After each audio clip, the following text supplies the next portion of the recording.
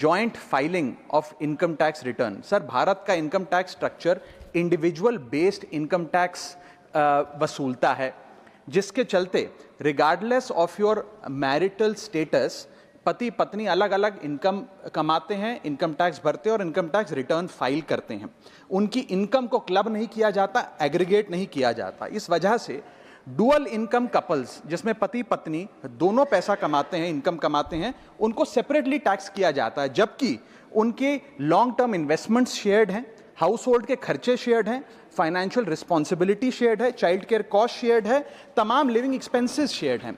दुनिया के कई देशों में सर पति पत्नी को एक इकोनॉमिक यूनिट की तरह रिकॉग्नाइज किया गया और joint filing of income tax का प्रावधान दिया गया। लेकिन भारत में खर्चे स्पाउसेस शेयर करते हैं, लेकिन जब इनकम टैक्स भरने की बात आती है तो इनकम टैक्स डिपार्टमेंट दोनों को स्ट्रेंजर्स करार देता है। मैं आपको उदाहरण के माध्यम से समझाना चाहूंगा। सर, समझिए कि दो परिवार हैं, एक ही शहर में रहते हैं, एक ही कंपनी में नौकरी करते हैं। एक परिवार है जो 20 लाख रुपए कमाता है साल का, दूसरा परिवार भी 20 लाख रुपए कमाता है। स्कूल की fees, rent, grocery, medical bill सब समान है, लेकिन इनकम टैक्स अलग अलग।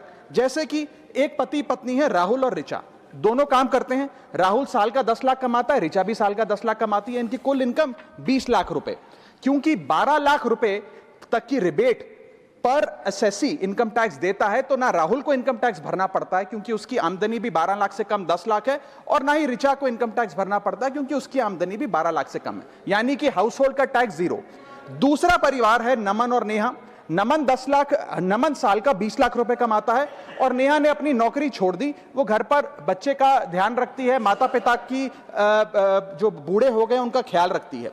सर, नमन और नेहा की भी फैमिली इनकम 20 लाख है, लेकिन क्योंकि इंडिविजुअल टैक्सेशन है, नमन को 20 लाख के हिसाब से, स्लैब के हिसाब से इनकम टैक्स भरना पड़ता है 1,92,400 रुपए, और वहीं नेहा क्योंकि उसकी इनकम नहीं, उसे टैक्स नहीं भरना पड़ता। यानी कि दो परिवार, सेम इनकम, लेकिन एक परिवार को कोई इनकम टैक्स नहीं भरना और दूसरे परिवार को 1,92,000 का टैक्स भरना पड़ता है। एक ही छत, एक ही किचन, एक ही हाउस होल्ड, एक ही बजट, लेकिन अलग अलग टैक्स। सर, मुझे लगता है कि अगर जॉइंट फाइलिंग ऑफ आईटीआर होगा तो इन मैरिटल कपल्स को इनकम टैक्स की जो रिलीफ है वो ज्यादा मिल पाएगा। मैं दूसरा एग्जांपल देता हूं। एक मैरिड कपल है सर, जो दोनों पति पत्नी आईटी प्रोफेशनल्स हैं, नौकरी करते हैं, एक ही घर में रहते हैं, शेयर्ड एक्सपेंसेस हैं।